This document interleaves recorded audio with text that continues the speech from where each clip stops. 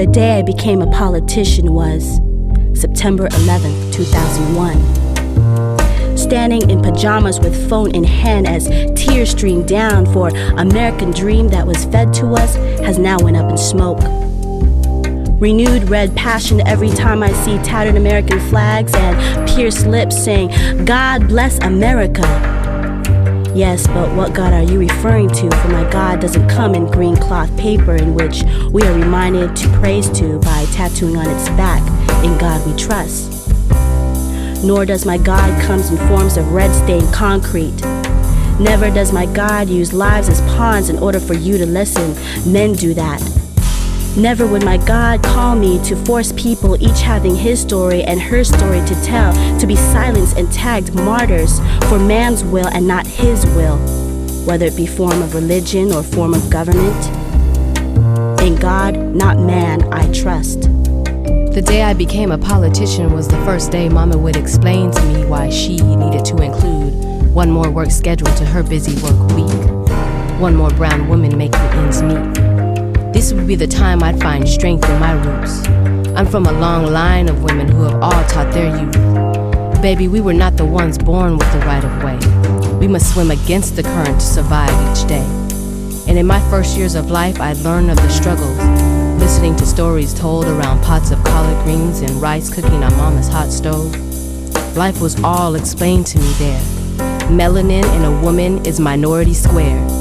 See, my gender is secondary in eyes of many.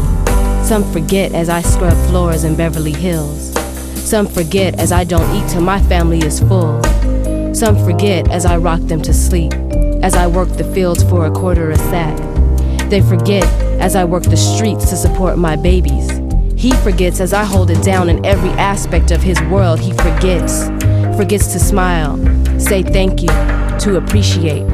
So I learned to keep strength and to cultivate strength in my brown men and brown babies.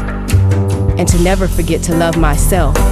Lips, hips, thighs, small breasts, big butt, kinky hair, and mahogany skin. 'Cause it's something to flaunt. It's who I am, a politician. The day I became a politician was the day Mrs. Klein placed Quiet Shine Brown Girl in ESL.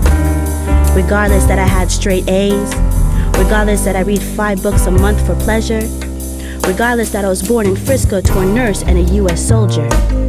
Because chills went up 10-year-old spines after fingers tapped cold shoulder to Klein. Because I was always reminded that I was different. Because last name Iboho was not Anglo. Because my being for some reason was not sufficient. And I vowed after days of intro to the remedial conversation workshops and pictorial flashcard that I would find courage to find my voice. To slay ignorance and hatred in forms of razor-sharp rhetoric and double-edged logic. To dissect young self from feeding me soul food that is toxic. To dip young mind in well of Indian ink, because the pen was mightier than the sword. The day I became a politician was the day playground taunts told me I was just a visitor to this land. And it didn't matter that my ancestors used their hands to build these streets, to wash their sheets.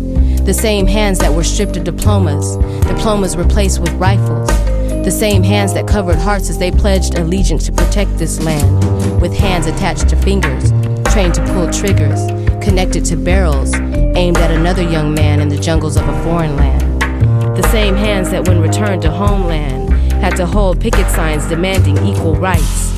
Equal rights, equal rights, rights for me, and the hands that hold me, this little brown girl, as she weeps in confusion at pale-skinned delusions, accusing her and her freedom-fighting forefathers of overstaying a so-called welcome.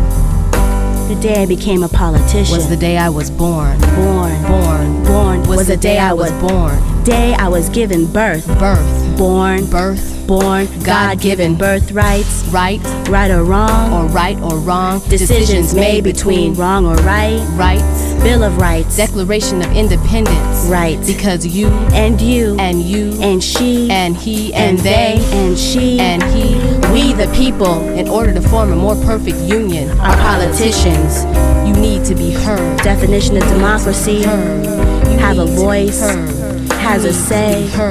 You need to vote. You need to vote. You need to vote. You need to be heard, cause you and he and she and they and we need to be heard.